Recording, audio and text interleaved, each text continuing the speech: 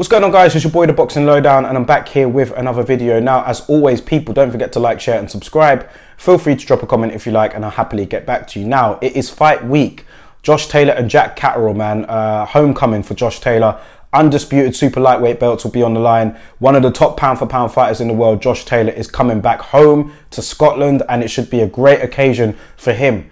Now, this fight here against Jack Catterall, man, I have to be real with you guys. I don't think it's that much of a contest. I think that Josh Taylor is levels above Jack Catterall, and I don't say that in a disrespectful way. I think Jack Catterall is a good fighter. He is undefeated, but look at what Josh Taylor has done, man, so far in his career. He's been fantastic. Do you know what I mean? He's fought undefeated fighters. He's been on a terrific reign so far, man, as a champion, and just his streak in boxing so far as a professional has gone as perfect as it could be. World Boxing Super Series champion, undisputed super lightweight champion. The guy has defeated top rated challengers and champions, and here he is again, man, making his homecoming here against Jack Catterall.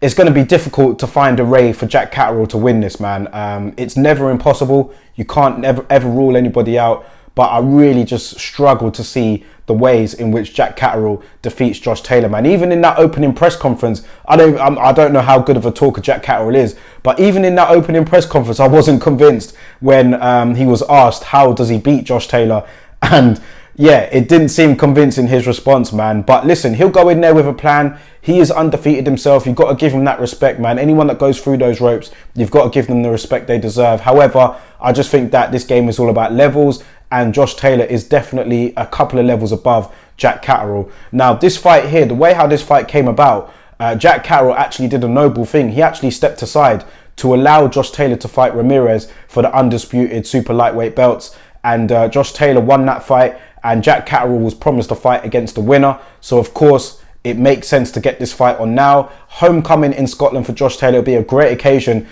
Josh Taylor has fought on the road for, you know, last couple of fights, and he's going to be really up for this one, man. He's going to be pumped. You don't need much to pump up Josh Taylor anyway. He's that sort of character. But yeah, I just think that he's got everything in his arsenal, man. He is a pound for pound level fighter for a reason, and the question is, how long could he continue at super lightweight? Because he's teased the idea of moving up to welterweight. Huge potential showdowns against the likes of a Terence Crawford and Errol Spence and Ugas are in line, but he does need to take care of business here. Will he struggle to make the 140-pound weight limit? He never seems to be that out of shape, Josh Taylor, for me. He does seem to be a consummate professional in that sense. So, you know, I think that he will be able to make the weight safely and, you know, go on to get the victory that he desires. So we'll see. We'll see, man, because, yeah, Jack Catterall will be coming to win. I think that he can go into this fight knowing he's got nothing to lose, really, because nobody is really expecting him to cause the upset. He's the away fighter. It's Josh Taylor that's got the pressure on him, being at home in front of all of his fans. However, I just think that that sort of crowd and energy will pump Josh Taylor up and allow him to rise to the occasion. So there's going to be a lot going against Jack Catterall in this fight, but at least he can fight with the freedom of not having any pressure on his back. If he takes a loss to Josh Taylor, it's certainly not the end of the world. Do you know what I mean? It's not really that bad at all. So hopefully for his sake, it's not too much of a bad defeat if he does lose. But yeah, he can safely go into this fight knowing he doesn't have much to lose in this situation here, because everybody is expecting Josh Taylor to win anyway.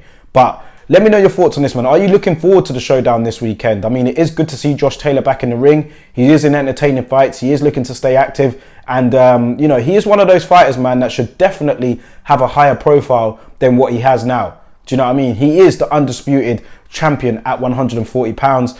And, you know, is he really a superstar? Is he really on that sort of level of a Chris Eubank Jr., even a Conor Benn? I know that they've got famous fathers in the game, but you know, the Kell Brook and Amir Khan showdown last week, look how big that was. Those two guys are stars. Where does Josh Taylor rank in the UK in terms of, you know, being an actual star? We know he's a star in Scotland, but throughout the rest of the UK, does he get the respect that he deserves?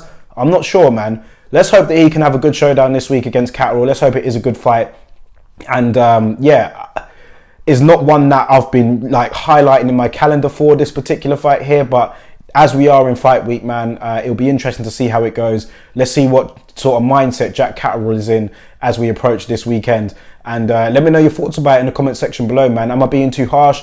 If not, let me know. I'll catch you guys on the next video.